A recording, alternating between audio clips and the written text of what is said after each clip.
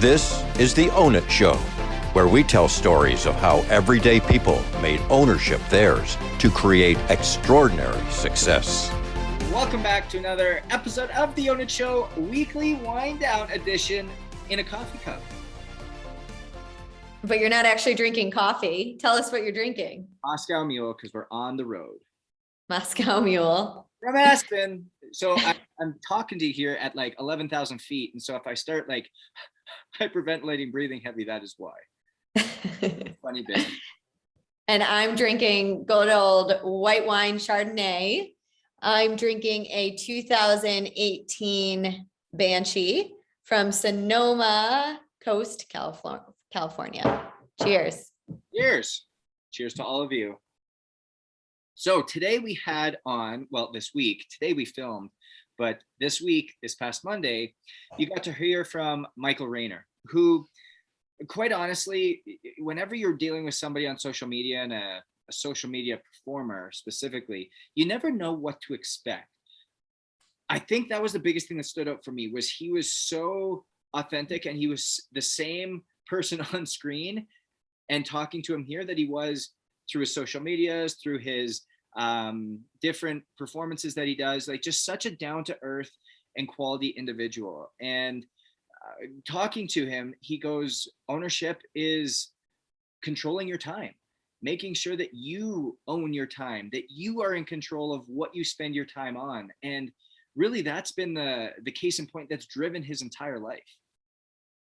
Yeah, it's so true. And that came out at the very end where he said that one of his biggest values is his family, and being able to, live a life where he does what he wants, when he wants, that lights him up, that makes him happy, but also he gets to spend time doing what he wants to do. I mean, it's the ultimate goal, right? To live that type of a lifestyle. But I think another thing that's really important to understand about him is how hard he has worked to get there. I mean, when he told us that he was the worst juggler in the room and had to work 3 times harder than anybody else around him, that takes resiliency. That is something that a lot of people don't have, is being able to practice 4 times longer than anybody else around you, even though you're not the best one in the room. In fact, you're probably the worst one in the room. And oftentimes coming from that far behind, and now he's so far ahead of anybody else, so that there isn't even anybody on his level when it comes to the juggling space. So I think it's amazing because he's finally in that ownership place, but it took a lot of hard work and grit. And, he was a janitor for a while, like really sacrificing to be able to get to where he is today. No, you're exactly right. And I think even as you continue to hear him speak, and so many people talk about that they don't have time. 2, they are fearful of starting. 3, they don't know where to start. It comes being so clear as to what you truly want to do. And he's always known that. He said that from a young age, that he had a fear of not being able to control his time. It literally made him sick inside thinking of he gave the example of an accountant, of sitting down at a 9 to 5 or at a job where you truly had to be controlled by somebody else's time, by somebody else's schedule, by somebody else's need. But instead being able to take all of that upon himself, it fueled him to take action. It fueled him to take the steps necessary to make that life for himself. And there was one point that he said specifically, that he had to do the work.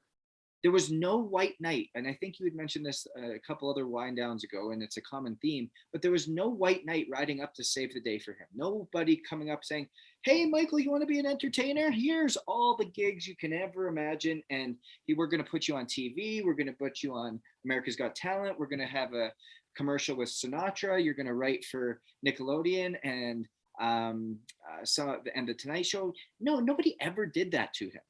It was literally work day in and day out, and being clear on what that was, and never being fearful of failure, but taking that fear of having to work and using it as motivation, fuel, and confidence to take action on what he wanted to do. Yeah, that's exactly right. And it's, probably one of the main drivers as to why he's at where he's at today. I think one of the other really interesting things, and I don't necessarily think this is coincidental, but when I asked him for some advice for other entrepreneurs, one of the first thing he said was to be different. And I know that at Own It, that's absolutely our motto is, by being different, what we mean is be yourself, right? And he found at such an early age, when he graduated high school, what his passion and his purpose was. And it's such a gift. And he held on to that so tightly that no way was he ever going to be an accountant behind the desk. And that's what we hope for everybody, is to figure out what their version of different looks like, because none of us are created the same. And that's intentional. We're designed that way for a reason. And so at the end of the day, when we say be different, we mean it in a truly, truly meaningful way. That's be yourself. Be the version of yourself that you were truly meant to be. And when you lean into that, when you lean into being yourself, each and every one of us are exactly like our fingerprint. Each and every one of us is different. Each and every one of us has unique qualities that are going to separate us from the pack. But we get so self-aware, self-conscious, and fearful of showing that to people. But in actuality, that's what's going to make people attracted to us. That's what's going to make us stand out. That's what's going to make us get to where we truly want to be, and truly be able to own our time and control what we spend our time on. So, and ultimately own our success, because success is different. So be different and own it. Cheers to you.